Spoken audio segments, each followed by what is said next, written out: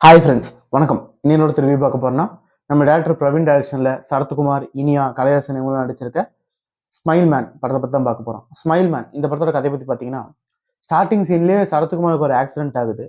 அந்த ஆக்சிடென்ட்டுக்கு அப்புறம் என்ன ஆகுதுன்னு பார்த்தீங்கன்னா, அவருக்கு வந்து அல்சைமர் வந்துருச்சு. இன்னும் ஒரு வருஷத்துல வந்து நீங்க எல்லா மெமரிஸுமே மறந்துடுவீங்க அப்படிங்கிறாங்க. அப்படி இருக்கும்போது பார்த்தீங்கன்னா, இப்ப கரண்ட் சிச்சுவேஷன்ல ஒரு சைக்கோ கில்லர் வந்து கொலை பண்ணிட்டு இருக்கான். அந்த கொலையோட பேட்டர்ன் வந்து பார்த்தீங்கன்னா, 5 வருஷத்துக்கு முன்னாடி நடந்த ஒரு கொலையோட பேட்டர்னாவே இருக்கு. அப்படின்னு சொல்லிட்டு அந்த கொலைகாரன் யாருன்னு தேட ஆரம்பிக்கிறாங்க.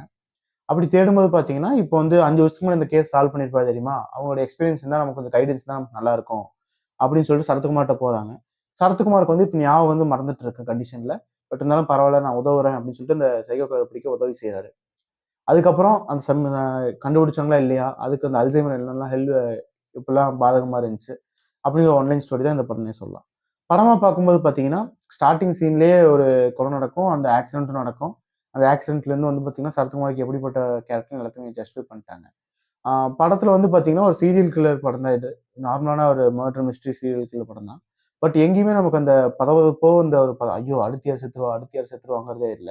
இன்னொரு விஷயம் பார்த்தீங்கன்னா, சரத்குமாருக்கு அல்சைமர் இருக்குங்கிறாங்களே தவிர, ஒரு டாக்டர் சீன் வரும். அந்த சீன்ல மட்டும் தான் அந்த அல்சைமர் வந்து எந்த மாரி எஃபெக்ட் ஆகுச்சு அப்படின்னு சொல்ற மாரி இருக்கும். மிச்சபடி வந்து பார்த்தீங்கன்னா, திடீர்னு போறாரு. வில்லன சேஸ் பண்ணிட்டு போறாரே தவிர, வில்லன பிடிக்கிற கண்டிஷன்ல போய் திடீர்னு திரும்பி வந்துடுறாரு. அந்த சீன்ஸ்லாம் வந்து பார்த்தீங்கன்னா, நமக்கு என்னடா இது இவ்வளோ தூரம் போயிட்டு அந்த இடத்துல அட்லீஸ்ட் அல்சைமருக்கு வந்து நமக்கு ஏதோ சிச்சுவேஷன் சொன்னா கூட ஓகே. அதுவும் சில ஒரு சீன்லாம் பார்த்தீங்கன்னா, கார்ல வருவாரு. திடீர்னு வருவாரு. அந்த இடத்துல வில்லனும் வருவான் ஒரு கார்ல. அ க கார இடிச்சு கதவ திறக்க முடியாத அளவுக்கு பண்ணிட்டு கிளம்பி போயிருவான். அப்ப முகத்த காமிச்சுட்டு போயிருவாப்புல. அந்த முகத்த வந்து இவரு வந்து மறக்கவும் மாட்டாரு. ஞாபகம் வச்சுக்குவாரு. அது யார்ட்டயுமே சொல்லாம இருப்பாரு. அந்த மாரி சீன்ஸ் ஆகட்டும். அதே மாரி வந்து ஒரு இப்ப கரண்ட் ஜெனரேஷன்ல ஹேண்டில் பண்ண போலீஸ்காரர் வந்திருப்பார். அவரோட நடிப்பு வந்து பார்த்தீங்கன்னா, கொஞ்சம் அமெச்சூரா இருந்த மாரி இருந்துச்சு படத்துல. எங்கேயுமே சிங்க் ஆகாத மாரி இருந்துச்சுன்னு சொல்லலாம். இந்த படத்துக்கு வந்து எ பார்த்தீங்கன்னா, மியூசிக்லாம் அந்த அளவுக்கு பெருசா ஹெல்ப் பண்ண மாரி தெரியல. அதே மாரி கிளைமாக்ஸ்ல வந்து பார்த்தீங்கன்னா, இந்த ஒரு சீரியல் கில்லர்னா எப்படி ஒரு சீரியல் கில்லர் ஆக ஆரம்பிச்சான் அப்படின்னு ஒரு ஃபிளாஷ்பேக் சொல்லுவாங்க. அந்த ஃபிளாஷ்பேக்குமே இதுல வந்து சம்மந்தமே இல்லாத ஒரு ஃபிளாஷ்பேக் மாரி தான் இருந்துச்சே தவிர, இதுக்கும் அதுக்கும் ஏன்டா இதுக்கு எதுக்குடா ஒரு புறாவுக்கு போறாங்கிற மாரி கடைசியில முடிச்சுட்டாங்க. ஏன்டா அதுக்கு அவன தான்டா பண்ணணும். நீ என்ன ஏன்டா டார்ச்சர் பண்ணிட்டு இருக்க? அப்படிங்கிற மாரி அந்த அமிதாப் பம்மா கண்டிஷன் வச்சுட்டாங்கன்னே சொல்லலாம் அந்த சீன்ஸ் எல்லாம்.